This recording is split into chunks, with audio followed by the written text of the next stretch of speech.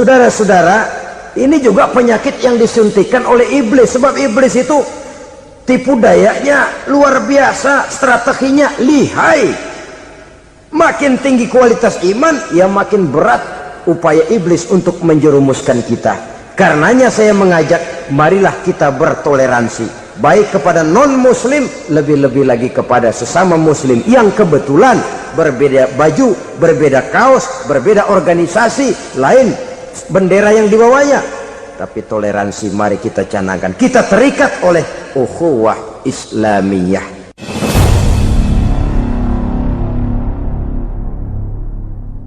Maksud utama daripada diutusnya Rasulullah sallallahu alaihi wasallam ke alam ini tidak lain adalah untuk memperbaiki akhlak manusia. 14 abad yang lalu, dari sebuah kota kecil yang tidak ada dalam peta, lahir satu proyek raksasa, proyek memperbaiki akhlak manusia. Di tengah-tengah dunia pada ketika itu, Eropa masih biadab, Afrika belum dikenal orang, Asia sungguh sangat terbelakang, dan semenanjung Arabia dari berbagai aspek kehidupannya dikenal sebagai masyarakat jahiliyah. 13 tahun pertama dari perjuangan selama periode Mekah, apa yang dilakukan oleh baginda Rasul tidak lain adalah memperbaiki akhlak manusia kepada Allah Subhanahu wa ta'ala dengan menanamkan roh, jiwa dan semangat tauhid. Kita tahu bahwa masyarakat jahiliyah menyembah batu, menyembah patung, menyembah berhala yang mereka buat sesuai dengan kekayaannya masing-masing. 360 berhala di sekeliling Ka'bah merupakan bukti nyata dari sesembahan mereka. Yang kaya membuat berhala dari emas lalu disembah, yang setengah kaya bikin patung dari perak lalu disembah, yang hampir miskin bikin Tuhan dari kayu lalu disembah, yang miskin benar tepung terigu diadonin lalu dibentuk seperti wujud seseorang kemudian disembah, dan apabila selesai nyembah perutnya terasa lapar, Tuhannya habis dipretelin. Sepanjang sejarah kemanusiaan cuma masyarakat jahiliyah saja yang sampai makan Tuhan. Sesadis-sadisnya bangsa Indonesia belum pernah sampai makan Tuhan.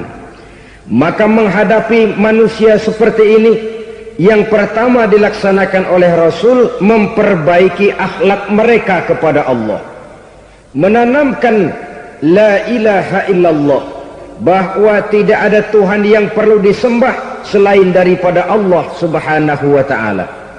Ini hakikatnya merupakan inti daripada ajaran Rasul-Rasul terdahulu. Kenapa? Seluruh Rasul bersumber dari satu sumber yang sama, yaitu dari Allah Subhanahu wa ta'ala. Maka prinsip ajaran ketuhanan yang mereka bawa tentu saja sama. Nabi Adam mengajarkan la ilaha illallah, Nabi Nuh mengajarkan la ilaha illallah, cuma tentu sambungannya Nuh Rasulullah. Nabi Ibrahim mengajarkan la ilaha illallah, Ibrahim Rasulullah. Nabi Musa mengajarkan la ilaha illallah, Musa Rasulullah. Bahkan Nabi Isa mengajarkan la ilaha illallah, Isa Rasulullah. Dan Nabi Muhammad mengajarkan la ilaha illallah, Muhammadur Rasulullah. Akhlak manusia kepada Allah dengan menanamkan tauhid. Jadi kalau ingin berakhlak yang benar kepada Allah, jaga tauhid, pegang teguh akidah. Saudara-saudara kaum muslimin rahimakumullah, lawan daripada tauhid adalah kufur. Kufur bisa dua, bisa kufur iman, bisa kufur nikmat. Kufur itu sifatnya, kafir itu orangnya. Ada orang kufur iman, dan ini merusak akhlak kepada Allah Subhanahu wa ta'ala. Kufur iman itu kadang-kadang bentuknya syirik, orangnya disebut musyrik. Kufur iman itu kadang-kadang bentuknya nifak, orangnya disebut munafik. Kufur iman itu kadang-kadang bentuknya riddah, orangnya disebut murtad. Ini merupakan jenis daripada kufur-kufur iman dan tergelincirnya manusia daripada akhlak kepada Allah Subhanahu wa ta'ala. Benar, di zaman sekarang kita tidak menyembah berhala. Memang di zaman sekarang kita tidak menyembah patung. Iya, kita tidak berkeyakinan Tuhan lebih dari satu. Tapi kadang-kadang akhlak kita kepada Allah sering lentur dan luntur, sering bergoyang dan tergoncang, sering kena erosi dan polusi. Bahwa kita tidak menyembah Latta, Uzza, Manat dan Hubal seperti masyarakat jahiliyah dahulu, memang. Tapi Latta zaman sekarang, Uzza zaman sekarang, Manat dan Hubal di zaman sekarang, berhala-berhala di abad kita sekarang ini kadang-kadang bernama harta, kadang-kadang bernama wanita, kadang-kadang bernama tahta, mungkin juga bernama Toyota. Sesuatu yang lebih kita agungkan daripada Allah, menjelmalah dia menjadi berhala-berhala di zaman kita sekarang ini. Manakala kita di kantor sudah lebih takut kepada kepala bagian kita daripada kepada Allah, maka Tuhan kita barangkali adalah kepala bagian kita. Manakala kita sudah lebih takut kepada manusia daripada kepada Allah, bergeserlah akhlak kita kepada Allah, mengagungkan manusia dan menomorduakan Allah. Maka di zaman sekarang akhlak kita kepada Allah sering kena erosi, sering kena polusi. Mungkin karena sulitnya lapangan kerja, tingginya tensi ekonomi, persaingan hidup yang makin tajam, sulitnya mencari lapangan kerja, orang kadang-kadang nekat, sedikit pertimbangan, picik pandangan, mudah melakukan potong kompas, sehingga terjadilah perbuatan-perbuatan yang memelencengkan akhlak kita kepada Allah Subhanahu wa ta'ala. Kadang-kadang terjebak mempercayai selain daripada Allah, kadang-kadang terjebak di dalam mengagungkan yang selain daripada Allah lebih dari yang seharusnya. Terkenalah akhlak kita kepada Allah jaringan-jaringan erosi dan polusi. Kufur sebagai lawanan daripada tauhid merupakan sifat daripada orang yang tidak berakhlak kepada Allah. Bentuknya pertama bisa syirik. Syirik itu artinya meyakini ada Tuhan lain selain daripada Allah. Itu yang namanya syirik. Jadi percaya Tuhan ada, cuman Tuhannya kelebihan. Itu yang disebut syirik, dan itu merupakan cerminan dari akhlak yang rusak kepada Allah Subhanahu wa ta'ala. Berkeyakinan Tuhan lebih dari satu, berkeyakinan bahwa Tuhan itu beranak atau diperanakkan, atau mengagungkan sesuatu sama dengan Allah, atau menjadikan yang selain Allah sebagai tujuan akhir daripada perjalanan kehidupan ini, maka itu sudah terjebak kita dalam musyrik. Dan syirik satu dosa yang tidak berampun.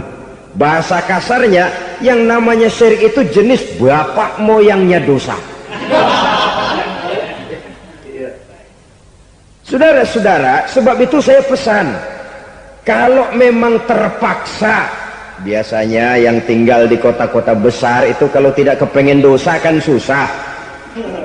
Kalau terpaksa harus bikin dosa, cari yang kecil-kecil saja, yang kira-kira taubatnya gampang. Umpamanya pulang sholat Jumat nukar sendal, umpama, yaitu jelas dosa. Tapi dosa yang taubatnya agak mudah, jangan sampai terjebak ke dalam syirik. menyekutukan Allah. Kalau sudah menyekutukan Allah, Allah dimadu, murka benar Allah kepada kita. Innallaha la yaghfiru ayyushraka bih wa yaghfiru ma duna dzalika liman yasha.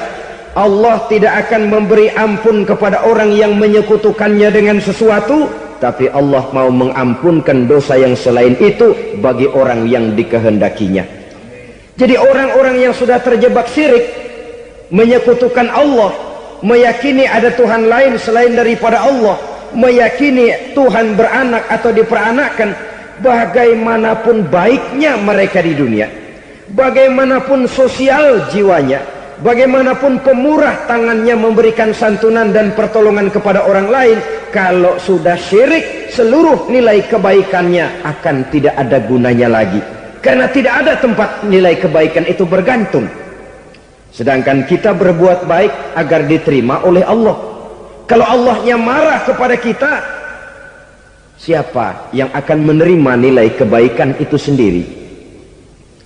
Ini bentuk yang pertama. Yang nyata-nyata menyembah berhala, syirik. Yang nyata-nyata beriktikad Tuhan lebih dari satu, syirik. Atau yang tersamar. Yang tersamar itu yang sering jadi penyakit kita. Saya sejak ada perkutut ini di rumah, perkutut.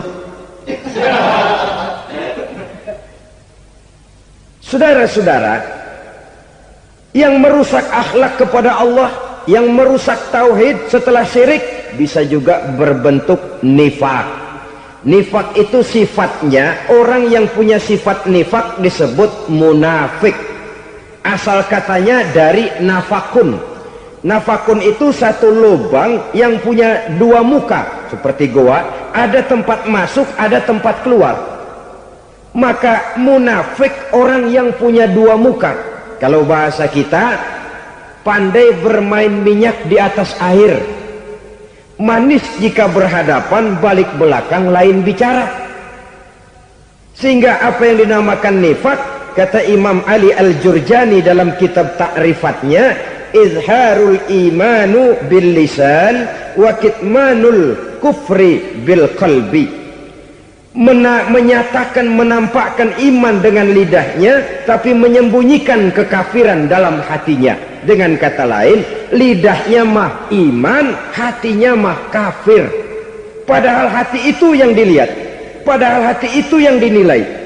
Kenapa lidahnya mengaku iman? Ya mungkin karena kepepet, mungkin karena kepentingan, mungkin karena ingin mencari kelemahan orang, lalu dia pura-pura beriman, tapi sesungguhnya hatinya kufur.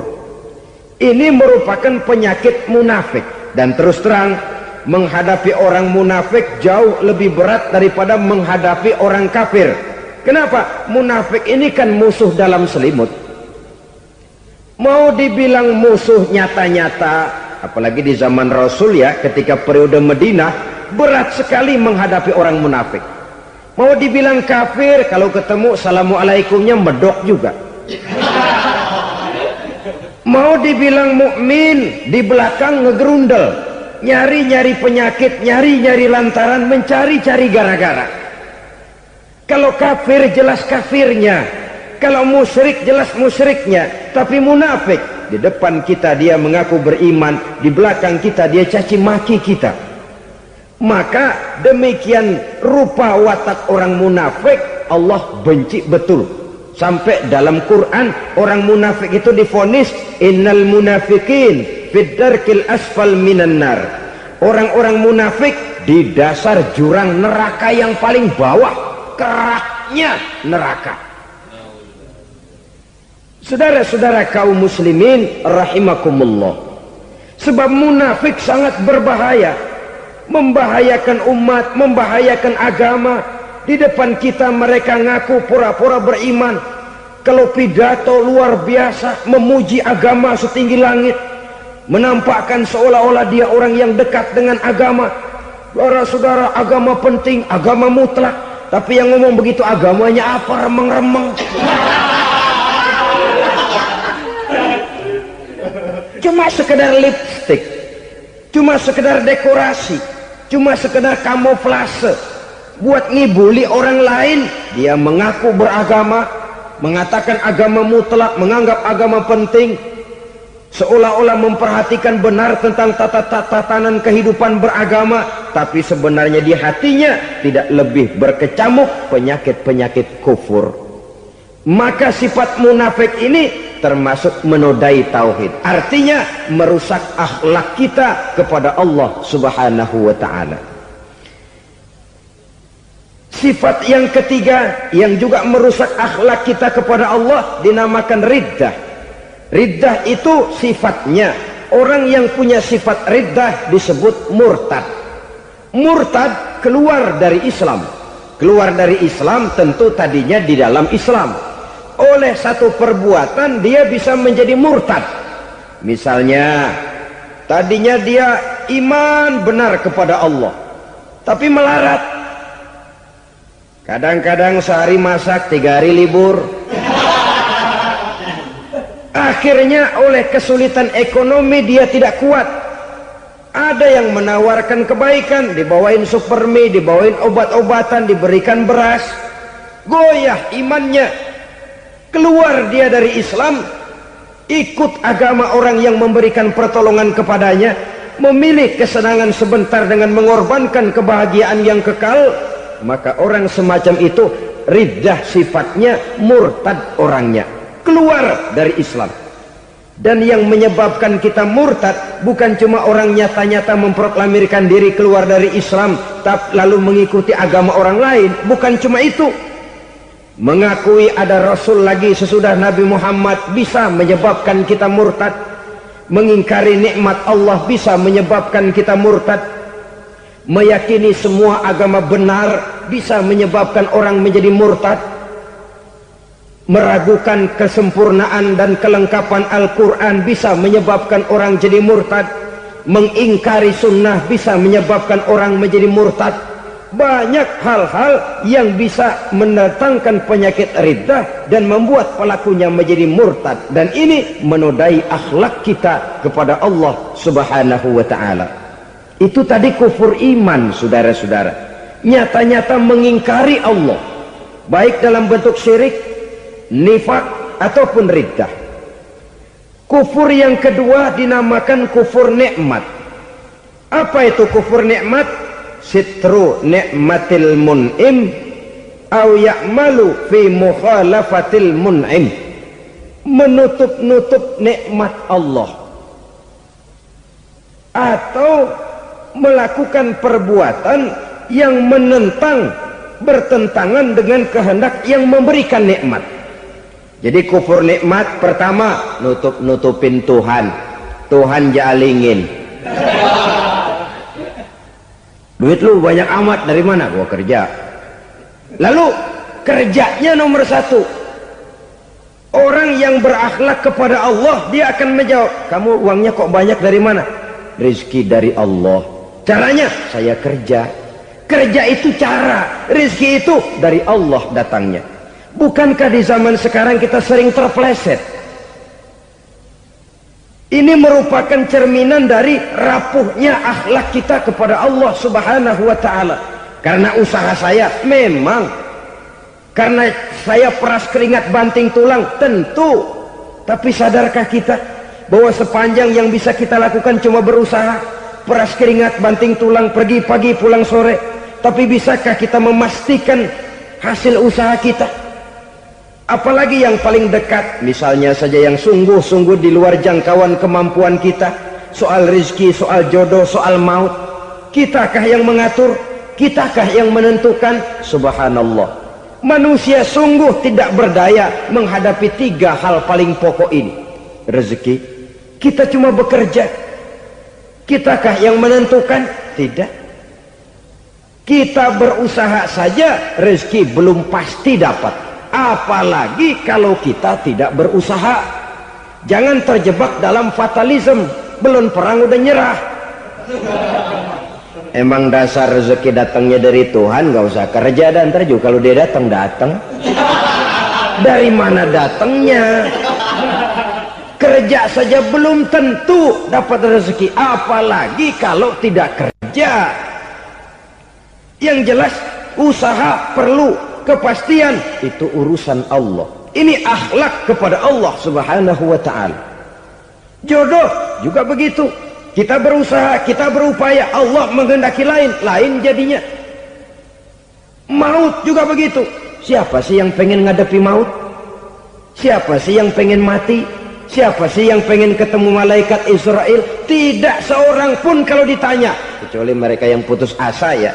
Kalau otaknya masih normal, mau mati mesti belakangan dulu udah dikit.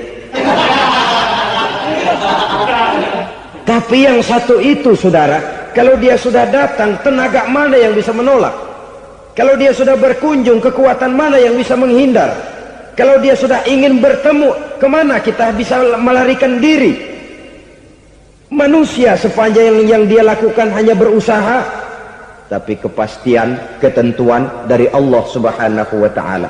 Orang yang kufur nikmat, nutup-nutupin Allah. Dia merasa rezekinya adalah mutlak peres keringatnya, seolah-olah Allah nggak punya peranan apa-apa di situ. Oh, ini kan saya bisa rumah begini karena saya kerja keras. Oh, ini mobil saya begini saya kerja keras. Peres keringat, banting tulang, keras.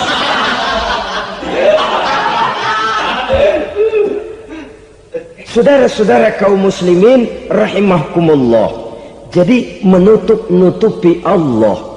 Akibatnya nanti kalau dia berhasil, Allah ketutupan. Kalau dia gagal, orang lain dicaci maki, dicari kambing hitam. Yang kambing hitam kan mahal, karena orang sering cari-cari kambing hitam. Jarang orang mau jujur kalau bertemu kesulitan lalu mencari sebab pada dirinya sendiri. Yang paling enak ya nyalain orang. Lo begitu. Orang lain yang paling enak kita salahin. Au ya'malu fi mukhalafatil mun'im, atau dia melakukan sesuatu yang tidak sesuai dengan kehendak yang memberikannya nikmat. Diberikan kita tangan, mulut sih nggak berhenti, terima kasih Tuhan, alhamdulillah saya dikasih tangan. Cuma nih tangan enteng mat nabokin orang mulut. Itu sudah mukhalafatul mun'im, bertentangan dengan kehendak yang memberikan nikmat. Diberikan harta, mulutnya mah basah, terima kasih Tuhan, alhamdulillah dikasih harta, tapi pelitnya minta ampun, kikir koret medit. Ini juga termasuk kufur nikmat, mempergunakan suatu nikmat bertentangan dengan kehendak daripada yang memberikan nikmat itu sendiri. Saudara-saudara kaum muslimin rahimakumullah, oleh karenanya kufur iman memang lebih bahaya daripada kufur nikmat. Tapi jangan lupa, kufur nikmat bisa menyeret orang kepada kufur iman. Nah kalau Allah udah dialingin, Tuhan sudah dinomor duain, lama-lama kenapa dia tidak mendewakan dirinya sendiri, mendewakan pangkatnya, mendewa-dewakan otaknya, mendewa-dewakan kemampuannya? Pada awalnya dia memang cuma kufur nikmat, tapi lambat laun kalau ini tidak diobati, secara pasti orang akan mengarah kepada kufur iman. Bisa berbentuk syirik, bisa berbentuk nifak, bisa berbentuk riddah. Saudara-saudara, oleh karena itu menjaga akhlak kepada Allah mutlak penting. Sebab apa? Kita tidak berakhlak kepada manusia saja, kita dikucilkan dari pergaulan. Kalau kita tidak berakhlak kepada Allah, dikucilkan oleh Allah. Hadis qudsi menyatakan, man lam yashkur ala na'mai wa lam yasbir ala balai falyakhruj min tahtis samai falyatlub rabban siwaya. Kata Allah, siapa orang yang tidak mau bersyukur terhadap nikmat yang aku berikan kepadanya dan tidak mau sabar terhadap ujian yang aku berikan kepadanya, falyakhruj min tahtis samai, persilahkan saja keluar dari kolong langitku, waliyatlub rabban siwaya, tolong cari Tuhan lain selain daripada aku. Murka Allah, diusir, cuman gak kedengeran aja. Siapa yang tidak mau syukur terhadap nikmatku, siapa yang tidak mau sabar terhadap ujian yang aku berikan kepadanya, persilahkan keluar dari kolong langitku ini, cari Tuhan lain selain aku. Nah, langit Tuhan yang punya, Tuhan kita lawan, diusir dari kolong langit, mau pindah ke kolong mana?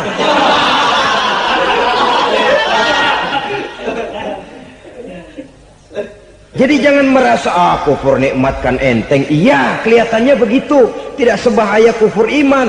Tapi kufur nikmat ini merupakan anak tangga yang kalau kita sudah mulai naik, kita akan naik terus sampai kepada tingkat di mana kita mengalami kufur iman. Kalau sudah ke sana, maka akhlak kita kepada Allah terkenalah erosi, terkena polusi, hancur akhlak kepada Allah, dan itulah sumber kesengsaraan abadi. Kalau cuma kita tidak berakhlak kepada manusia, barangkali resikonya cuma kehidupan di dunia ini. Mungkin juga ada kehidupan akhirat. Tapi kalau sudah tidak berakhlak kepada Allah, dunia akhirat kita rugi dan celaka. Maka pada kesempatan ini saya mengajak, marilah jaga baik-baik akhlak kita kepada Allah. Satu kali kita bertauhid, sampai mati kita bertauhid. Satu kali la ilaha illallah, jangan tergelincir lagi kita keluar daripada kalimat itu. Satu kali kita bertuhankan Allah, jangan bertuhan yang lain selain daripada Allah. Jangan sekutukan Allah, jangan samakan Allah dengan sesuatu, jangan mengangkat yang lain sama agungnya dengan Allah. Sebab dengan demikian kita seolah-olah sudah mengotori akhlak kita kepada Allah subhanahu wa ta'ala. Ini berat saudara-saudara, ini tidak ringan. Kadang-kadang saya katakan tadi, masalah ekonomi, kadang-kadang persaingan hidup yang makin tajam, di tengah lapangan kerja yang makin sulit, di tengah orang banyak potong kompas. Kalau berpatokan kepada nilai tauhid, la ilaha illallah, tidak ada Tuhan selain Allah, maka saya tidak akan takut kecuali hanya kepada Allah. Saya tidak akan menggantungkan hidup kecuali hanya kepada Allah. Saya tidak akan minta rezeki kecuali hanya kepada Allah. Kadang-kadang situasi yang nekat membuat kita kehilangan keseimbangan, kehilangan pertimbangan, picik pandangan. Akibatnya kita merusak akhlak kepada Allah subhanahu wa ta'ala. Ironinya kan orang sekarang kalau ditanya, lu nyolong ya? Iya. Kok berani? Emang. Lu nggak tahu Tuhan lihat? Tahu. Kok nyolong juga? Biarin. Kalau Tuhan mah lihat, jangan kagak ribut. Enggak ribut katanya. Kalau orang lihat, 2 orang saja tahu, geger kelurahan. Ini kan sudah mendustai dirinya sendiri, sudah merusak akhlaknya kepada Allah subhanahu wa ta'ala. Tuhan enggak ribut katanya. Saudara hadirin yang saya hormati, jadi oleh karenanya akhlak kita kepada Allah merupakan basis daripada kehidupan beragama. Kalau itu sudah mulai rapuh, mulai terkena erosi dan polusi, mulai rusak, dikhawatirkan nanti nilai ibadah kita kepada Allah juga akan turut ambruk karenanya. Saudara-saudara kaum muslimin rahimakumullah, tugas yang kedua memperbaiki akhlak manusia kepada sesama manusia. Kita tahu Islam sesuai dengan namanya adalah agama damai. Maka akhlak manusia kepada sesama manusia menempati porsi yang penting dalam kehidupan beragama. Bagaimana seorang muslim bergaul, bertata krama terhadap sesama manusia. Mari kita lihat lebih jauh persoalannya. Untuk memudahkan pembicaraan dari kacamata agama, kita kelompokkan saja manusia itu dalam 2. Pertama yang seiman, dan yang kedua yang tidak seiman. Yang tidak seiman itu kita sebut saja kufur atau kafir. Nah, kepada yang kafir pun kita diajarkan untuk berakhlak, apalagi kepada yang memang nyata-nyata seiman, sekeyakinan, seakidah. Kemanapun Islam datang, ke negara manapun ia masuk, ia tidak menaburkan kerusakan. Jadi tidak benar kalau orang pernah itu menggambarkan, saking sentimennya seorang orientalis pernah menggambarkan Nabi Muhammad di tangan kirinya Quran, di tangan kanannya pedang, menggambarkan seolah-olah Islam dikembangkan dengan kekerasan. Sebenarnya tidak sama sekali. Kalau Walaupun dalam sejarah perkembangan Islam pernah terjadi perang, maka perang dalam Islam sesungguhnya apabila kita amati sejarahnya bukan untuk memaksakan agama, karena memang agama tidak bisa dipaksakan, tetapi justru untuk mempertahankan agama dari segala macam hambatan, rintangan, hinaan dan fitnahan. Tapi kemanapun yang jelas Islam masuk, dia tidak pernah membuat kekacauan, kerusuhan ataupun penghancuran. Candi Prambanan bahkan dipugar, gereja-gereja tidak ada yang dihancurkan oleh umat Islam. Kenapa? Islam agama damai. Soal agama, soal lakum dinukum waliyadin, la ikraha fid din, qad tabayyana ar-rusydu minal ghayy. Tidak ada paksaan dalam beragama, sebab nyata yang benar dengan yang tidak benar. Belum pernah ada orang kafir masuk ke perkampungan orang Islam lalu dikejar-kejar, diteriakin kafir, kafir, sunatin.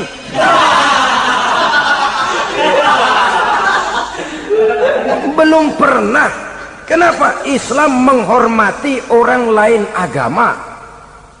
Nah, yang kafir ini macam-macam, saudara. Ada kafir harbi. Nah, ini kafir kerok. Ini kafir yang nyata-nyata memproklamirkan permusuhan kepada umat Islam, nyata-nyata mengganggu ketenangan umat Islam. Kafir yang seperti ini yang boleh diperangi. Misalnya kita mau sembahyang Jumat dijagain, nggak boleh sembahyang Jumat, getok palanya. Kafir harbi artinya tantangan perang datang dari mereka, bukan kita yang mulai, mereka yang buka front. Prinsipnya umat Islam tidak boleh mencari-cari musuh, tapi pun tidak boleh lari kalau ketemu musuh. Musuh jangan dicari, ketemu jangan lari. Karena itu kesan seolah-olah umat Islam ini teroris, umat Islam ini destroyer, umat Islam ini sering menimbulkan keonaran, kerusakan. Sungguh satu fitnahan yang sangat keji. Umat Islam adalah umat yang cinta damai. Islam di masa perkembangannya masuki Eropa melalui Selat Gibraltar, Jabal Tariq, memasuki Spanyol. Islam tidak pernah meruntuhkan gereja, Islam tidak pernah membunuh orang-orang Nasrani. Bahkan Islam mewariskan peradaban dan kebudayaan yang begitu tinggi nilainya di bidang ilmu pengetahuan, sampai ketika itu Barat banyak mengkaji ilmu pengetahuan dari dunia Islam. Buku-buku berbahasa Arab diterjemahkan ke bahasa Yunani, dipelajari oleh para cendekiawan di negeri Barat sana. Mereka mengambil manfaat yang banyak dari masuknya Islam ke Eropa. Sementara gereja tetap berdiri dengan megahnya, kuil-kuil tempat peribadatan tidak satupun yang diusik-usik. Kenapa? Islam agama yang cinta damai. Asal dia tidak diganggu, asal kehormatannya tidak dihinakan.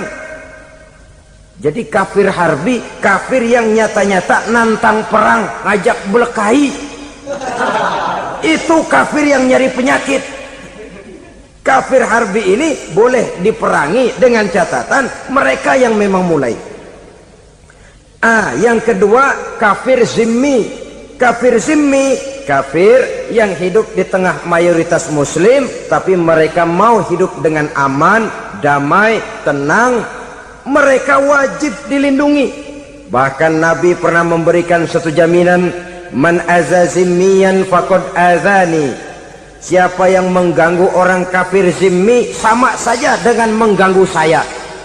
Kehormatannya dijaga, harta bendanya dilindungi, anak istrinya pun dilindungi. Dan ini jadi kenyataan. Saudara bisa lihat di negara-negara yang mayoritas penduduknya beragama Islam, orang-orang kafir di luar Islam hidup dengan tenang, aman, damai.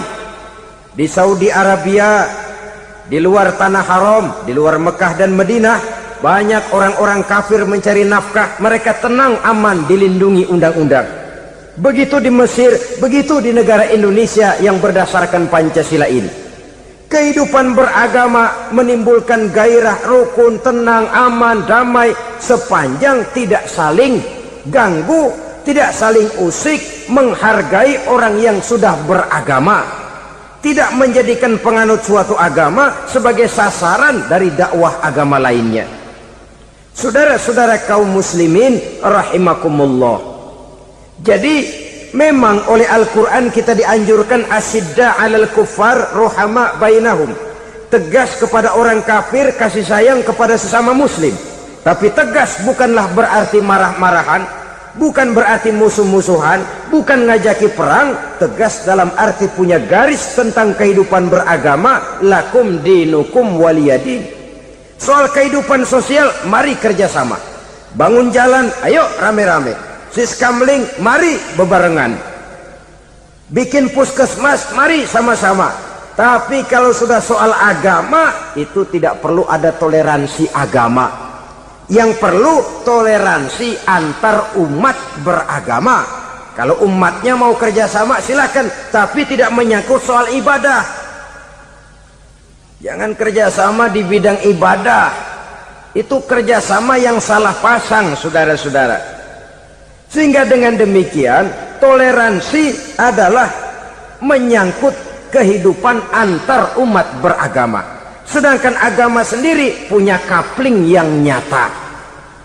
Sehingga dengan demikian tegas kepada orang kafir dalam arti kita punya satu kepribadian, tidak ngambang. Enggak, lalu kalau ditanya orang, sebenarnya agama lu apa sih? Ah, gua mah gimana musimnya aja. Agama pakai musim kayak rambutan. Akhirnya ya begitu, musim-musiman. Ke masjid kelihatan, ke gereja hayo, ke candi nongol, ke apa? Bingung malaikat bagaimana nyatetnya nih bocah ini. Di mana aja ada. Kita punya satu kepribadian. Saya muslim dan garis saya ini, lakum dinukum waliyadin. Bagi Tuhan persilakan agama Tuhan, bagi kami agama kami. Kami hormati Tuhan, Tuhan hormat kepada kami. Tapi soal agama kaplingnya jelas. Kerjasama, mari urusan muamalah, bidang sosial. Yuk kita siskamling sama-sama dengan orang lain agama. Mari jaga kerukunan, kesatuan, persatuan, kekompakan. Perbaiki jalan yang rusak, mari sama-sama. Mendandani jembatan yang runtuh, mari sama-sama. Tapi sembahyang, kaplingnya lain-lain. Sebab Nabi juga dulu pernah ditawarkan begitu loh sama kafir jahiliyah dulu, Quraisy itu. Sudah Muhammad, sekarang begini saja, kita join aja daripada marah-marahan. Hari ini saya oke menyembah Tuhanmu Allah, besok gantian kamu menyembah Tuhan kita Latta, Uzza, Manat dan Hubal. Turun, qul ya ayyuhal kafirun la a'budu ma ta'budun. Soal ibadah kaplingnya jelas, tidak boleh dicampur adukkan. Sebab kalau tidak, kita akan mulai kehilangan identitas diri. Dan disitulah krisis kehidupan keyakinan beragama dimulai. Dari krisis identitas. Hujan gede kan mulainya gerimis dulu. Di mana-mana ya gerimis dulu. Gerimis makin lama makin gede. Kita akan mulai dengan kehilangan identitas diri. Dari sana nanti kita malu mengakui keislaman kita. Kalau orang Islam malu mengakui keislamannya, ini kan ironi, menyedihkan. Ngakui Islamnya saja malu, menonjolkan keislamannya malu, tidak ada rasa bangga beragama. Padahal ini modal dasar. Hanyalah dengan rasa bangga beragama kita lalu konsekuen. Bangga yang tidak konsekuen, wah pokoknya kan gua kan Islam, agama yang paling benar. Tapi hidupnya sendiri jauh dari tuntunan Islam. Itu bangga yang tidak beralasan, bangga yang tidak perlu dibanggakan sebenarnya. Kebanggaan yang membuat kita konsekuen dan dekat dengan kehidupan beragama. Jadi dengan demikian saudara-saudara, kepada non-muslim kita juga harus berakhlak. Bukankah ini sudah dicontohkan oleh Rasul? Bagaimana beliau disambiti orang di Taif, yang menyambiti malah didoakan. Bagaimana Suraqah mau membunuh beliau, malah Suraqah didoakan. Bagaimana Abu Jahal dan Abu Lahab saking mangkalnya. Ini Abu Jahal pernah gali lubang di kamarnya sendiri, di depan tempat tidurnya.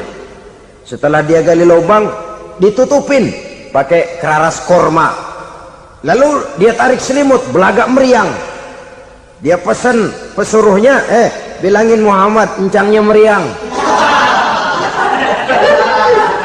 pamannya sakit, minta ditengokin. Nabi dengan segala husnuzonnya berangkat nengokin. Abu Jahal dari balik selimut ngintip. Itu dia Muhammad, itu dia tuh. Dia tuh, masuk Dani, masuk. Mulai di jalan, senang Abu Jahal. Terus dah. Begitu ke pelosok, masuk ke lubang, gue pendem terus dah. Memang niatnya mau mencelakakan Nabi.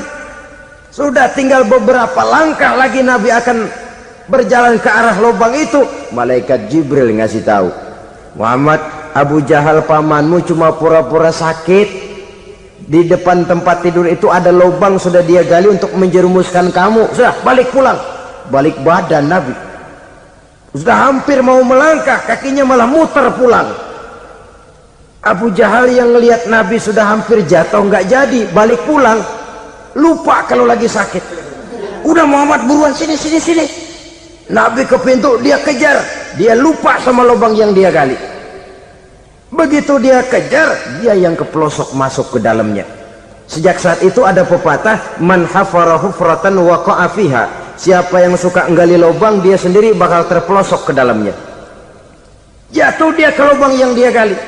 Padahal ya paling banter 2 atau 3 meter paling dalam. Dari dalam lubang itu dia teriak-teriak, Muhammad, tolongin, pamanmu kecebur. Kasih tahu Muhammad, kasih tahu.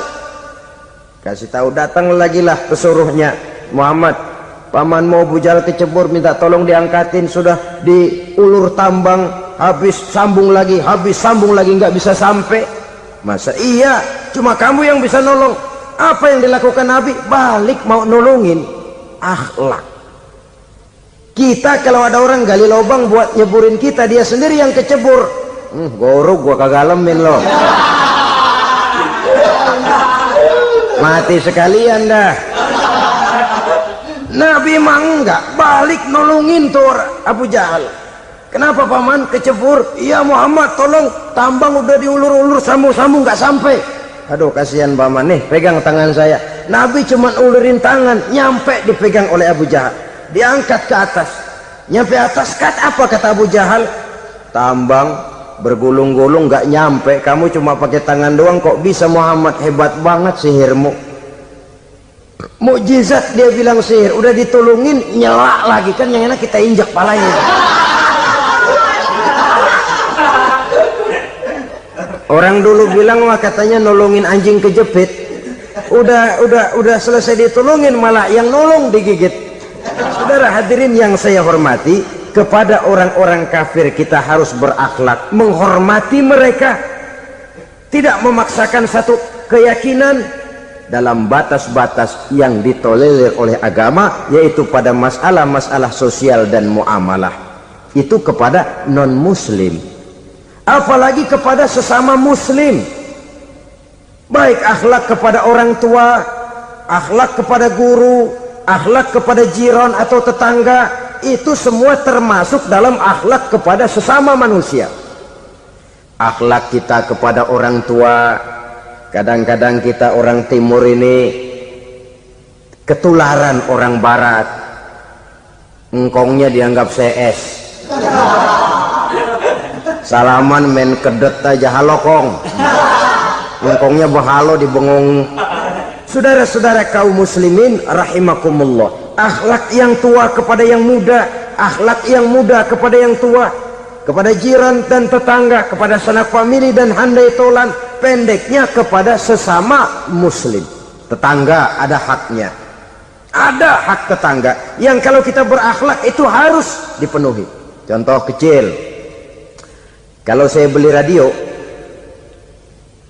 itu saya dong boleh berpikir, ini radio saya beli pakai uang saya setel di rumah saya, sekeras-kerasnya ada apa sama orang lain? Radio gua, yang beli gua pakai duit gua, gue setel di rumah gue, ada urusan apa sama orang lain? Itu kalau menurut saya. Tapi tetangga sebelah saya kan bisa juga ngomong begitu. Mata gue yang ngantuk, gue tidur di rumah gue, kenapa suara radio lu masuk kemari? Ketika itulah lalu kebebasan saya nyetel radio dibatasi oleh kebebasan tetangga saya yang mau tidur. Ini sudah akhlak namanya.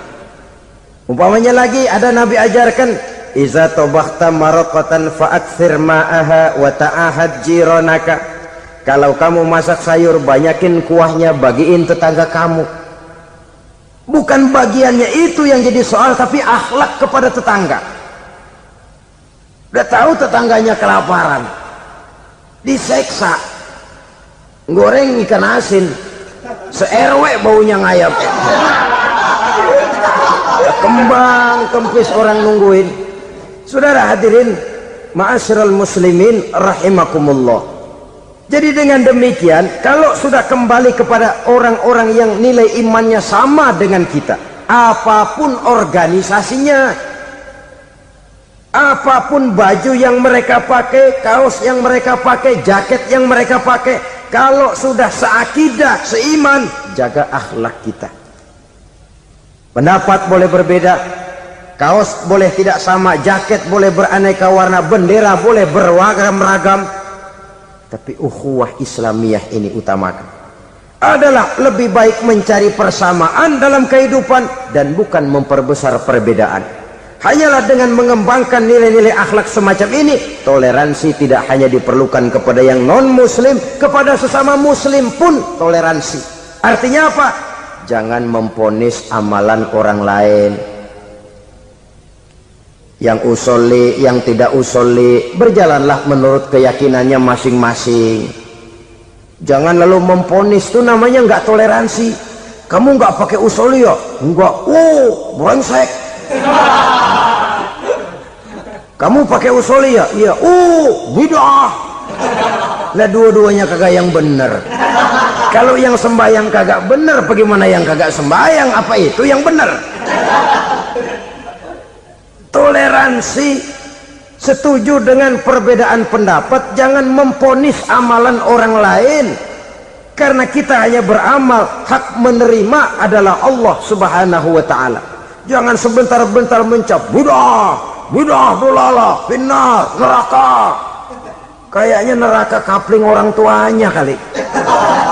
Gampang bener masukin orang ke neraka. Kita kadang-kadang bisa toleransi dengan orang luar, tapi kepada sesama muslim toleransi tidak sanggup kita adakan. Mengklaim merasa kita yang benar, orang lain salah semua, itu tidak toleransi namanya. Mentang-mentang jadi ustadz, nih satu-satunya ustadz di sini ya, semuanya mesti ngaji kemari. Kalau nggak ngaji kemari, Islamnya kurang tapi bener. Toleransi. Saudara-saudara kaum muslimin rahimakumullah, lapang dada menghargai orang yang berbeda pendapat, apalagi kalau perbedaan pendapat itu menyangkut hal-hal yang tidak prinsipil, menyangkut hal-hal yang sekunder dalam kehidupan beragama, menyangkut masalah-masalah yang dalam bahasa fikih disebut soal-soal furu'iyah. Tidak usah menyebabkan kita bersih tegang. Kepala sama hitam pendapat boleh berbeda dan halal. Bahkan Nabi mengatakan ikhtilafu ummati rahmatun. Perbedaan pendapat di kalangan umatku bahkan menjadi rahmah, sepanjang perbedaan pendapat itu diiringi dengan rasa toleransi. Tapi kalau sudah main baku hantam, main klaim, memponis orang lain, akhirnya timbullah keretakan. Jangan heran kadang-kadang satu masjid dua kelir. Ya soal kelir boleh kelar-kelir, boleh kelar-kelir, tapi kalau harus terlalu mencolok menyebabkan timbulnya keretakan, saya kira yang akan turun bukan lagi rahmah tapi bala. Bala akan menimpa kita, jatuh kita menjadi umat yang lemah. Oleh karena di antara kita sendiri, sesama kita tidak pandai bertoleransi, tidak lapang dada. Ada anak muda kelihatannya mau majuan dikit, yang tua curiga. Nih kalau dia maju pasaran gua bangkrut dong nih. Lalu ditekan tuh anak ditekan melejit. Kadang-kadang yang tua maksudnya baik, mau memelihara, yang muda salah terima. Kan tua kejemur. Dari dulu sampai sekarang gitu-gitu doang. Anak kemajuannya. Padahal yang tua barangkali maksudnya juga baik, mau memelihara.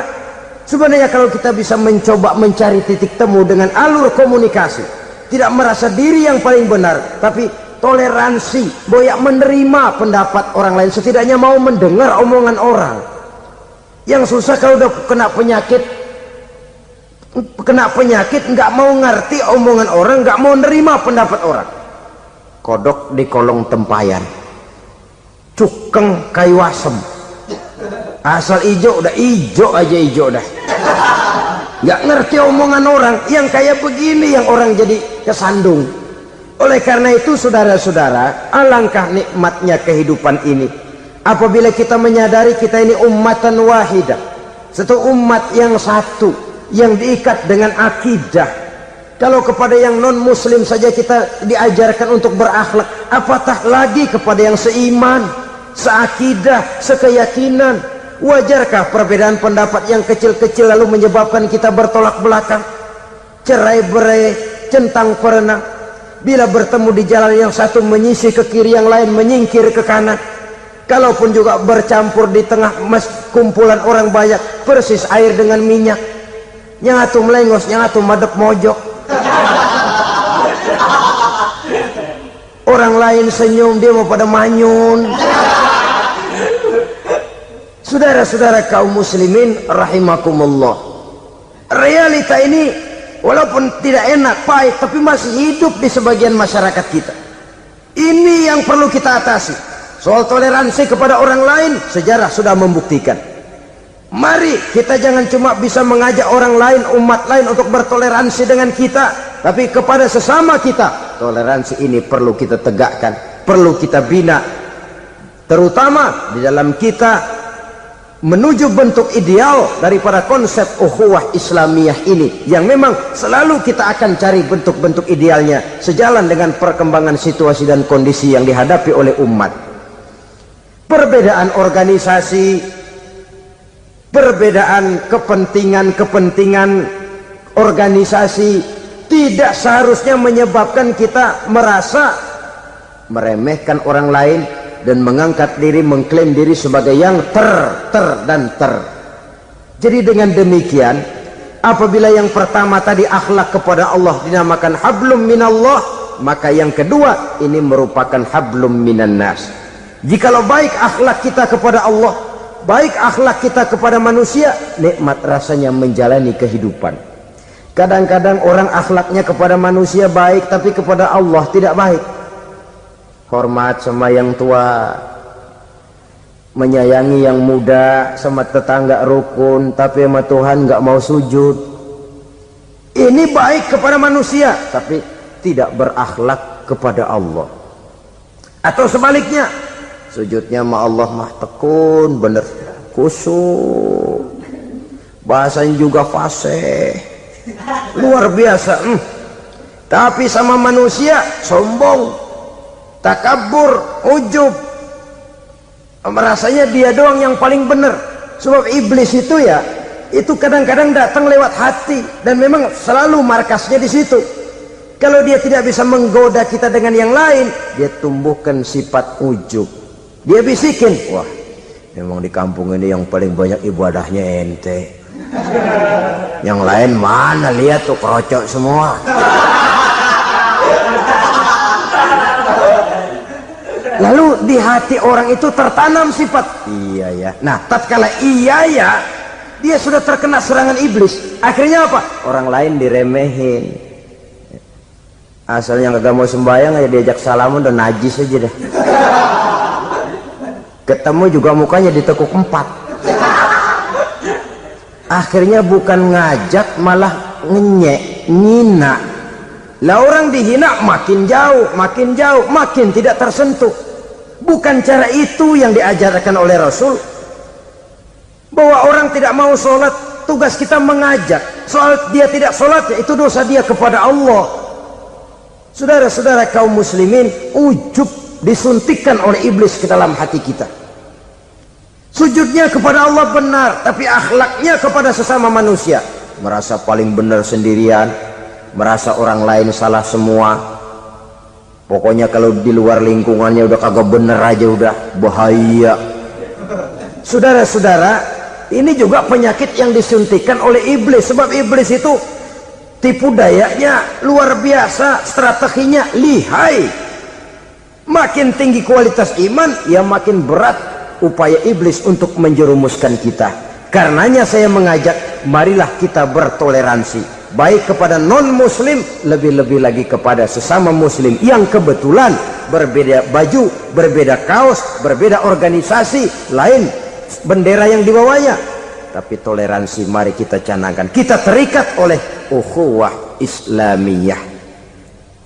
2. Yang ketiga, akhlak manusia kepada makhluk Allah lainnya di luar manusia. Islam, saudara-saudara, dengan berakhlak kepada Allah, berakhlak kepada sesama manusia, berakhlak kepada makhluk Allah di luar manusia, baik flora maupun fauna, maka mudah-mudahan akan terciptalah satu ekosistem, satu lingkungan hidup yang membuat kita nikmat menjalani kehidupan ini. Inilah saja yang kita bicarakan pada pertemuan kali ini. Terima kasih atas segala perhatian, mohon maaf atas segala kekurangan. Marilah kita membina nilai-nilai akhlak walaupun berat tantangannya. Sungguh lebih baik rakyat rendah yang berakhlak tinggi daripada pejabat tinggi yang berakhlak rendah. Karena nilai manusia pada akhirnya ditentukan oleh akhlaknya itu. Mau sukses di masyarakat, mari kita utamakan akhlak. Usikum wa nafsi bitaqwallah. Wassalamualaikum warahmatullahi wabarakatuh. Dia akan diberikan rezeki oleh Allah dengan jalan yang tidak disangka-sangka. Rezekinya datang dengan cara yang tidak disangka-sangka. Gajinya mungkin kecil, tapi penghasilannya gede. Kan itu yang penting. Gaji dan penghasilan kan lain tuh. Boleh jadi gaji kecil, asal penghasilan gede, kan nikmat hidup itu. Nah, penghasilan ini ada yang bisa kita perkirakan. Bisa kita perkirakan. Misalnya gaji itu tadi. Kalau saya kerja, gaji saya begini. Ada rezeki yang masuk min haitsu la yahtasib. Tidak kita sangka-sangka, tidak kita duga-duga, tahu-tahu ada saja rezeki. Datang orang bawa persoalan yang mendatangkan hasil. Sebab rezeki, jodoh, maut memang seperti bayangan. Kita uber-uber dia lari, kita diem dia diem. Kan gemes ini tuh. Bayang-bayang itu begitu. Kita kejar, dia lari. Rezeki juga begitu. Kita diam, dia diam. Setengah mati yang namanya rezeki kita cari, kita uber. Ngobek sampai ratusan bohong kita kerjain. Tapi memang belum waktunya, ya sulit untuk tembus. Tapi kadang-kadang giliran kita nongkrong di rumah, datang orang bawain rezeki. Itulah yang namanya rezeki. Tapi ini untuk orang yang bertakwa. Kalau tidak punya kredibilitas takwa, jangan lalu pakai ayat ini. Diberikan Allah dengan rezeki dengan jalan yang tidak disangka. Kan ada ayatnya dah. Kita mah manteng aja di rumah dah. Ntar juga tuh rezeki datang. Ini fasilitas yang diberikan kepada orang yang wa may yattaqillah, bertakwa kepada Allah, yarzuqhu min haitsu la yahtasib, diberikan rezeki dengan cara yang tidak disangka-sangkanya. Maka kadar ketakwaan jangan membuat kita buruk sangka. Tuh orang ya nggak kemana-mana, duitnya ada aja. Kalau dia takwa, Allah berikan jalan keluar. Yang lantas ngelihat kiai orangnya ahli ibadah, ilmunya tinggi, akhlaknya luar biasa, takwanya tinggi, rezekinya lancar, lalu husnuzon nih kiai nggak kemana-mana, duitnya banyak, miara tuyul kali ini. Itu termasuk jaminan Allah yang masuk kategori min haitsu la yahtasib. Yang ketiga, yaj'al lahu min amrihi yusra, dimudahkan segala urusannya, dimudahkan segala urusannya. Kemudian yang keempat, yukaffir anhu sayyiatihi wa yu'azzim lahu ajra, diampuni segala kesalahannya dan dibesarkan pahala kebaikan yang dikerjakannya. Al-Quranul Karim memberikan tuntunan dan ajaran kepada kita bahwa orang-orang yang memperoleh kemenangan itu tidak lain adalah orang-orang yang bertakwa. Hanyalah mereka yang bertakwa kepada Allah Subhanahu wa ta'ala pada akhirnya akan tampil sebagai pemenang. Lalu siapa orang yang bertakwa itu? Dijelaskan dalam awal-awal Al-Baqarah, orang yang bertakwa yang akan meraih kemenangan. Pertama, allazina yu'minuna bil ghaib, yaitu orang-orang yang beriman kepada yang gaib, percaya bahwa ada alam yang gaib, alam yang abstrak, alam yang tidak bisa dijangkau oleh salah satu daripada panca indera kita. Mereka percaya dan beriman kepada adanya malaikat, beriman kepada adanya iblis dan jin, beriman kepada adanya alam kubur, beriman kepada adanya alam mahsyar, beriman kepada adanya alam akhirat, beriman kepada adanya surga dan neraka. Beriman bukan cuma sekedar beriman dalam ucapan bibir saja, tetapi beriman yang nilai iman itu mampu mewarnai gerak dan gaya hidupnya. Iman yang meresap sampai ke tulang sumsum, kemudian memberikan dampak positif di dalam kehidupan manusia. Alam, kita tahu, adalah sesuatu yang selain Allah, dan Allah bukanlah alam. Apapun namanya selain daripada Allah, itu adalah alam. Alam pada hakikatnya terbagi menjadi dua. Ada alam syahadah, alam nyata, alam konkret, alam yang bisa dijangkau oleh salah satu indera kita. Kemudian ada alam ghaib, alam yang tidak bisa dijangkau oleh panca indera kita, alam metafisika, alam abstrak, alam yang wajib kita imani keberadaannya. Kita percaya bahwa malaikat itu ada, kita percaya kepada jin, bahwa jin itu ada, kita percaya kepada adanya iblis dan setan. Bukan percaya kepada iblis dan setannya, percaya bahwa iblis dan setan itu ada. Itu termasuk salah satu daripada sifat orang yang bertakwa kepada Allah. Saudara-saudara kaum muslimin rahimakumullah, kecenderungan pembangunan yang lebih bersifat materialistis biasanya menggeser aspek kehidupan rohani. Orang berpikir empiri, dan dalam pola pikir yang demikian maka alam gaib tidak lagi mendapat perhatian. Aspek kehidupan yang bersifat rohaniah malah mulai ditinggalkan. Akibatnya terjadilah kepincangan di dalam kehidupan kita. Pernah ada satu pengalaman pribadi dalam perjalanan kembali ke tanah air. Dalam pesawat di sebelah kanan saya duduklah seorang Jerman namanya Heiner Simonsen. Iseng saya ajak kenalan, saya ajak ngobrol, saya tanya dia. Saya bilang, Mas Heiner ini, kalau pesawat yang kita tumpangi ini jatuh ke bawah, kira-kira apa yang bakal terjadi, Mas? Dia bilang, kita semua akan mati. Begitu? Ya. Oke. Apa itu mati? Tanya saya. Dia bilang, untuk tahu apa itu mati, kita harus tahu lebih dahulu apa itu hidup. Saya pikir nih bule bisa ngomong juga. Baiklah kata saya. Apa hidup menurut Anda itu? Oh, hidup itu dia bilang, kalau seluruh anggota badan kita bekerja secara normal, paru-paru memompa darah secara normal, jantung berdetak secara normal, sel-sel tubuh bekerja secara fit, dan organisme tubuh hanya mau bekerja secara normal, dia bilang, kalau kita memberi makan yang cukup, menu yang teratur, dan gizi yang lengkap. Saya bilang, kesimpulannya apa, Ner? Dia jawab, hidup adalah dari tangan ke mulut. Life is from the hand to the mouth, kata dia. Hidup adalah dari tangan ke mulut. Jadi masalah hidup tidak lebih daripada masalah isi perut. Orang pergi pagi, pulang sore, peras keringat, banting tulang, perut yang dibelain. Saya bilang, you are wrong. Sampean salah, ner. Kamu orang Islam bukan? Bukan. Pantas. Kenapa saya salah? Dia bilang, ya jelas salah. Salahnya di mana? Kamu ini manusia. Kalau hidup cuma dari tangan ke mulut, saya bilang, kambing di kampung saya juga begitu pikirannya, ner.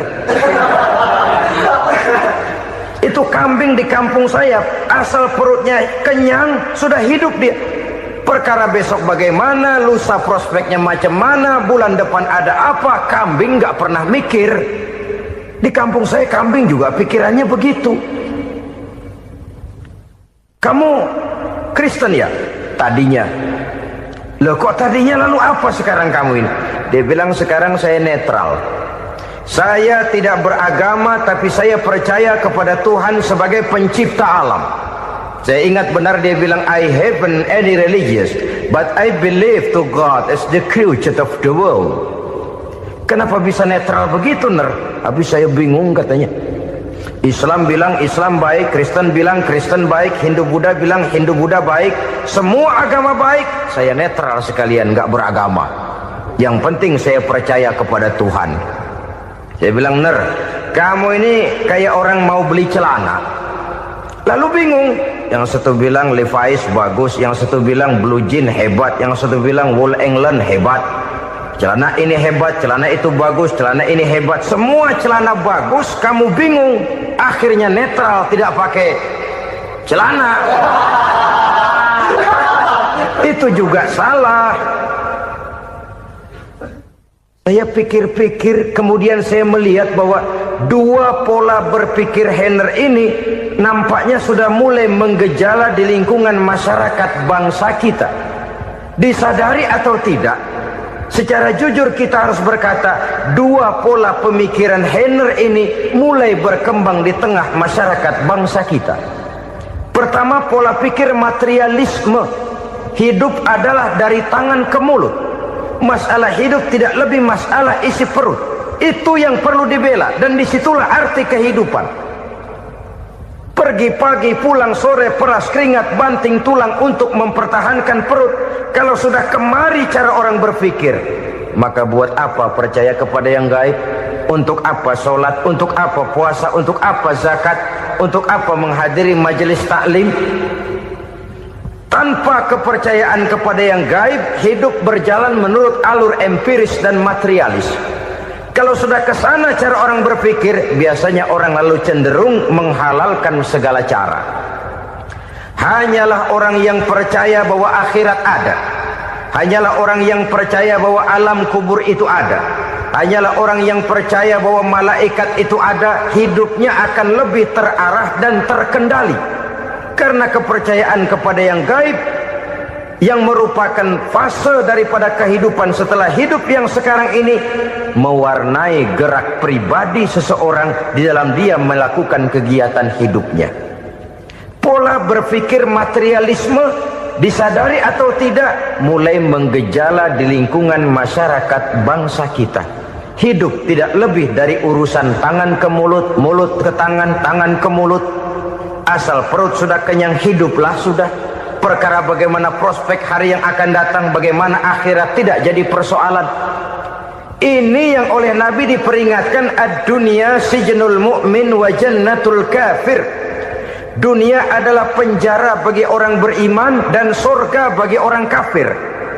Dulu di zaman Belanda hadis ini pernah disalah tafsirkan, disalah artikan, digunakan sebagai senjata untuk mengkebiri dan membuat impoten umat Islam. Sudahlah, umat Islam gak usah macam-macam, kata Belanda. Dunia ini kan penjara buat orang Islam, surga buat orang kafir. Di penjara jangan bertingkah.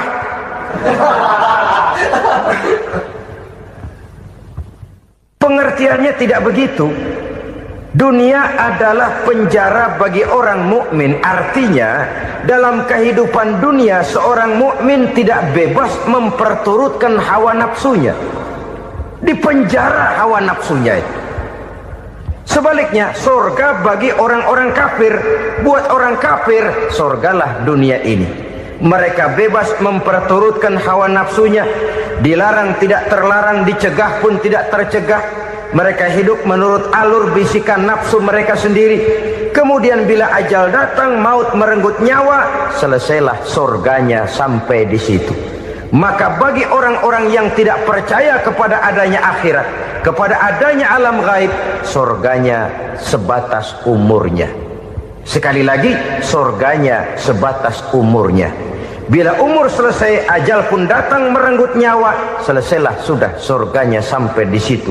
Alangkah pendeknya perjalanan orang-orang yang tidak percaya kepada alam gaib ini.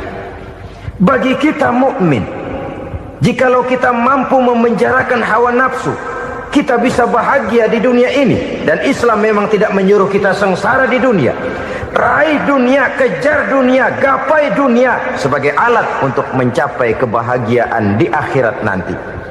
Hidup adalah satu perjalanan panjang yang terbentang sejak kita terlahir dari alam rahim sampai kepada alam akhirat nanti. Andai kata kita gagal meraih kebahagiaan di dunia, toh kita masih punya akhirat. Tapi jangan jadi dalil yang melemahkan semangat. Biarin dah kita di dunia kebelangsak, yang penting akhirat.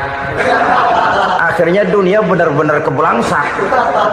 Bagaimana dunia ini bisa kita raih, dan bagaimana meraih dunia untuk menunjang kepentingan akhirat nanti.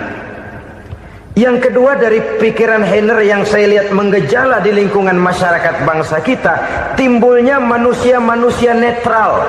Seolah-olah Tuhan yes, agama no. Sama Tuhan percaya, agama ogah. Tuhan ngangguk, giliran agama godeng.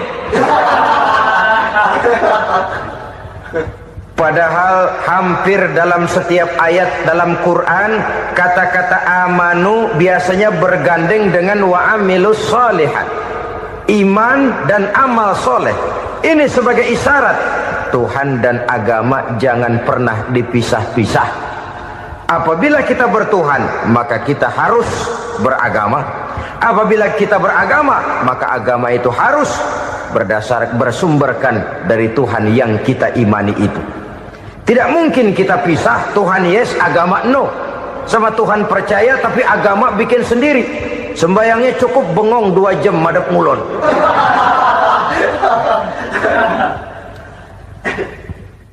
Saudara-saudara kaum muslimin rahimakumullah.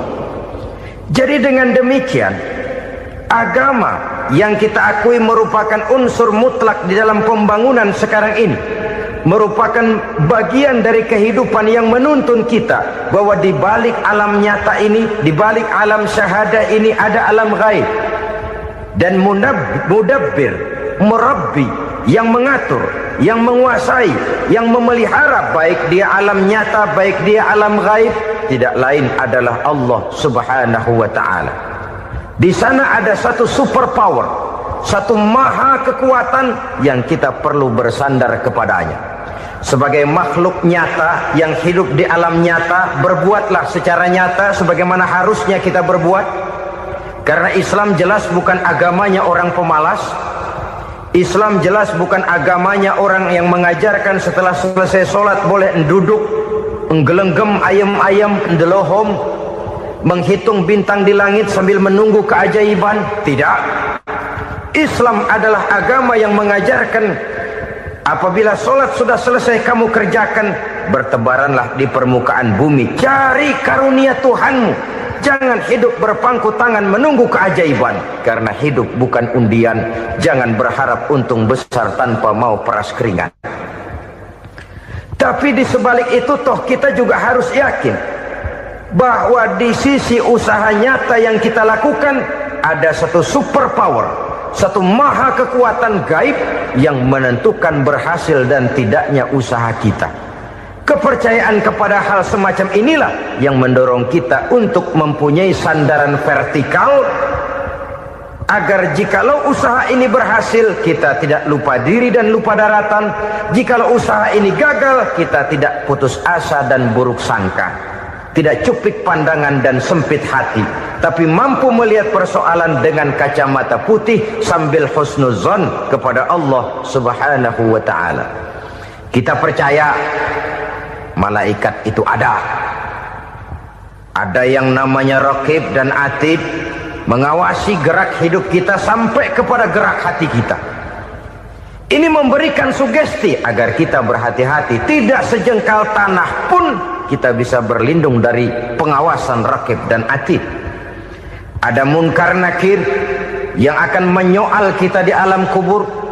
Ada malaikat Malik, penjaga neraka. Ada malaikat Ridwan yang menjaga surga. Kita percaya kepada adanya jin, kita percaya kepada adanya setan, iblis. Percaya kepada adanya, bukan mempercayai si setan, si iblis lalu menjadikannya sebagai teman. Tidak.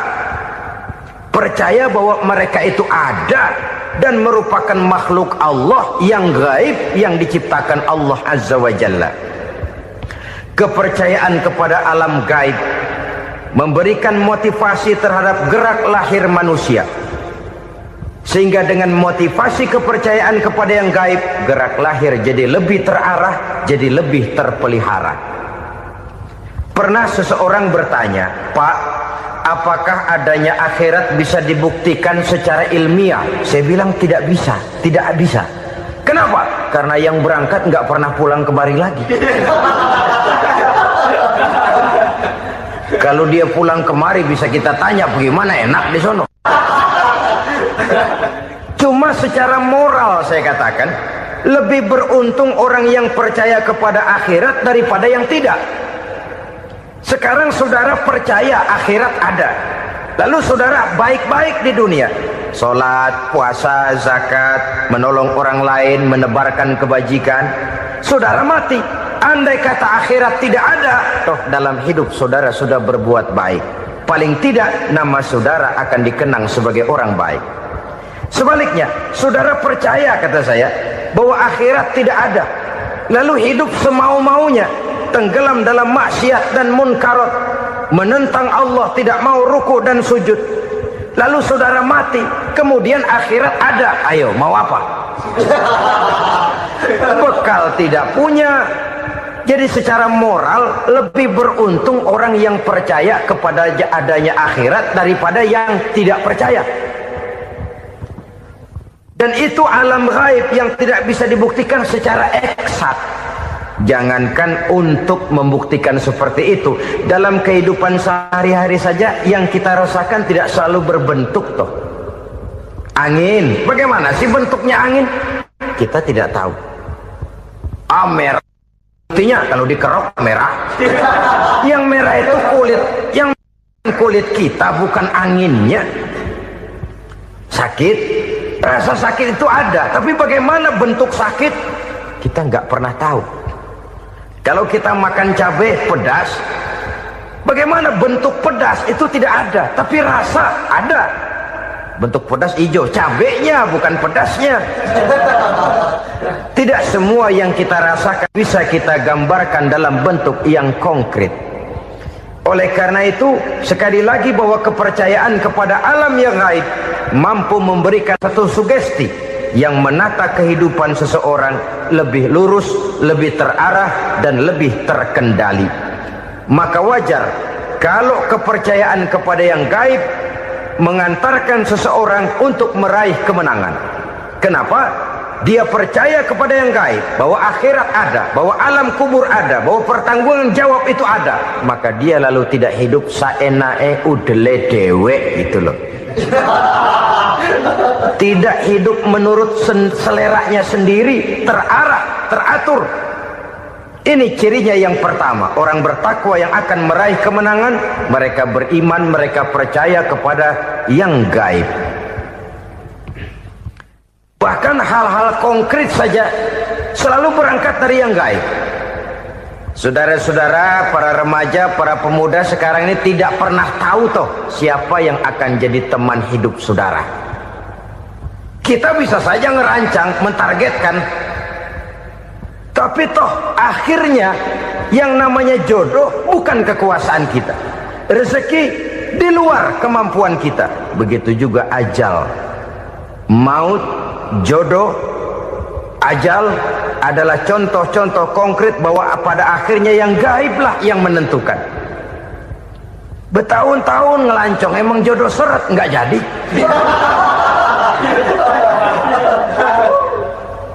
Begitu kenal baru setengah malam nginep ditangkap hansip.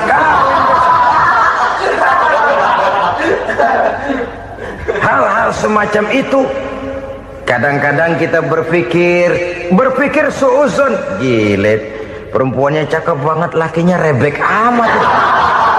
Memang begitulah jodohnya. Memang begitulah jodohnya. Saudara hadirin ma'asyiral muslimin yang saya hormati, jadi hal-hal yang konkret saja kita yakini sepenuhnya ditentukan oleh satu superpower yang gaib itu tadi.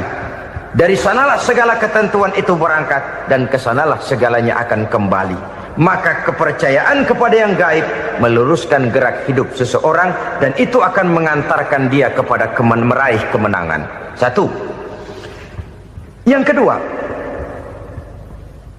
wa yuqimuna shalah. Orang bertakwa yang akan meraih kemenangan itu adalah orang-orang yang mendirikan sholat. Kenapa sholat mengantarkan orang untuk meraih kemenangan? Yang jelas, inna sholata tanha anil fahsya'i wal munkar. Sholat mampu mencegah manusia dari perbuatan keji dan munkar. Banyak filsafat hidup yang terkandung di dalam sholat ini. Sejak kita wudhu sampai kita menghadap ke arah kiblat, sampai kita melakukan gerak-gerak sholat, bacaan-bacaan yang ada di dalam sholat, lalu sampai kepada mengucapkan salam. Banyak filsafat hidup yang terkandung di dalam sholat. Umpamanya saja, setelah takbiratul ihram mulai kita dengan sholat dalam posisi berdiri, diajarkan dalam kitab-kitab fikih agar kita melihat ke arah tempat sujud. Ini kan filsafat kehidupan. Kalau kamu sholat dalam posisi berdiri, lihat tempat sujud. Jangan sholat mata jelalatan, sebab nanti bisa mengurangi kekhusyuan. Jadi wajar kalau yang dikatakan bahwa yang paling afdol adalah shaf yang di depan. Kenapa? Secara harfiah pengertiannya akan lebih mengundang kekhusyuan. Kenapa? Kalau kita di shaf paling depan di masjid umpamanya paling banter kita lihat tembok. Tapi kalau kita shaf di tengah atau di belakang, orang-orang di depan kita pun akan kelihatan. Yang bajunya loreng, yang bajunya genggang, yang bajunya macam-macam. Kita lihat, kadang-kadang kita pikirin, ada yang bajunya bolong. Kita sholat tapi dalam hati, nih orang bajunya robek yang nggak tahu apa. Ada saja hal-hal yang mengusik kekhusyuan kita. Oleh sebab itu diajarkan dalam posisi berdiri, lihat, arahkan pandangan matamu kepada tempat sujud. Ini kan filsafat kehidupan. Maksudnya apa? Kalau lagi diri lihat dong tempat sujud. Kalau udah di atas ingat dong sama yang bawah. Kalau sudah tinggi ingat dong dari mana kamu berangkat. Kalau sudah berkuasa bantu dong yang lemah. Kalau sudah kaya santuni dong yang miskin. Kalau sudah alim bimbing dong yang awam. Ini filsafat kehidupan. Dalam posisi berdiri kau lihat tempat sujud. Ini akan melahirkan kepekaan sosial di mana seseorang mau tahu kepada orang lainnya. Bagaimanapun kaya kita, tinggi pangkat dan jabatan kita, jikalau hidup hanya untuk kepentingan perut sendiri saja, rasanya belum membawa manfaat di dalam kehidupan kita. Tapi efek yang tertinggi sesungguhnya, sholat mencegah manusia dari perbuatan keji dan munkar. Perbuatan keji dan munkar walaupun kelihatannya mendatangkan uang, membawa keuntungan, tapi itu keuntungan semu, keuntungan sementara. Dengan menipu orang lain kita bisa dapat untung, tapi tidak membawa berkah. Dan itu adalah kerugian besar dalam kehidupan kita. Maka untuk meraih kemenangan harus dimulai dengan membentuk kepribadian yang tegar, memiliki sandaran vertikal yang langsung kepada Allah Subhanahu wa ta'ala. Dan itu hanya bisa kita tempuh melalui jalur ibadah formal yang sudah ditentukan Allah, yakni sholat yang 5 waktu. Untuk memperkuat itu ada solat-solat sunnah, rawatib, nawafil sebagai terminal-terminal kontrol cadangan untuk memelihara stabilitas temperatur batin di dalam kita berhubungan dengan zat yang maha gaib, yaitu Allah subhanahu wa ta'ala. Orang sering bertanya, Pak, itu tetangga saya nggak sholat, duitnya nggak habis-habis, Pak. Nggak sholat tapi mobilnya tambah terus, nggak sholat tapi usahanya makin maju. Tapi di sisi lain ada orang yang rajin sholat, rezekinya butak bener. Anaknya mana kurus, mana korengan. Saudara hadirin, ma'asyiral muslimin rahimakumullah. Harus saya katakan bahwa sholat memang bukan untuk cari duit. Sholat adalah sandaran vertikal kita kepada Allah. Sedangkan soal rezeki itu berkaitan dengan sifat Allah maha pengasih dan maha penyayang. Allah maha pengasih, siapapun dikasih kalau mau usaha. Allah maha penyayang, tidak semua orang disayang oleh Allah azza wa jalla. Dan belum tentu banyak harta itu merupakan nikmat. Mungkin juga istidraj. Artinya istidraj itu dikasih tapi diambulin, kalau bahasa Betawinya itu. Dikasih tapi diambulin, itu bukan merupakan nikmat sesungguhnya, lebih merupakan azab dari Allah subhanahu wa ta'ala.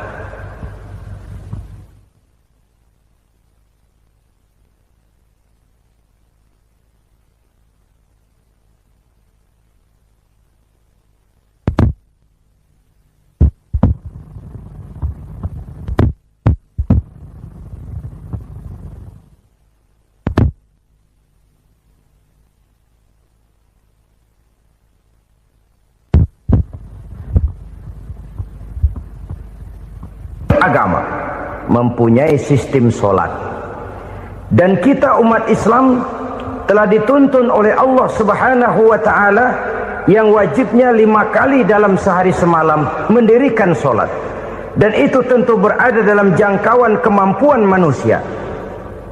Pada awalnya barangkali kita memang merasa sholat itu satu kewajiban, tapi semakin kita hayati makna, manfaat dan filsafat yang terkandung di dalam ajaran sholat, semakin sampai kita kepada keyakinan bahwa sholat adalah keperluan kita.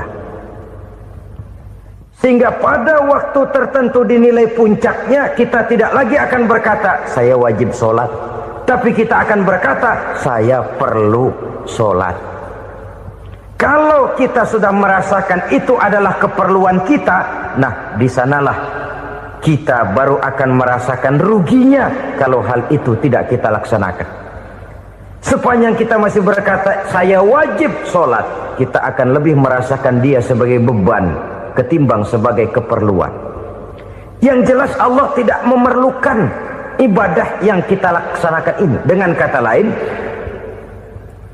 andai kata satu dunia penuh ini orang tidak ada yang sholat satu pun, Allah tidak akan turun dari jabatan Tuhan. Jangan lalu berpikir kalau kita ngambek se-RW kagak sembahyang Tuhan tekor kali ini ya. Tentu tidak. Itu perlunya kita, bukan perlunya Allah. Dan pada induknya kita akan berkata saya perlu agama.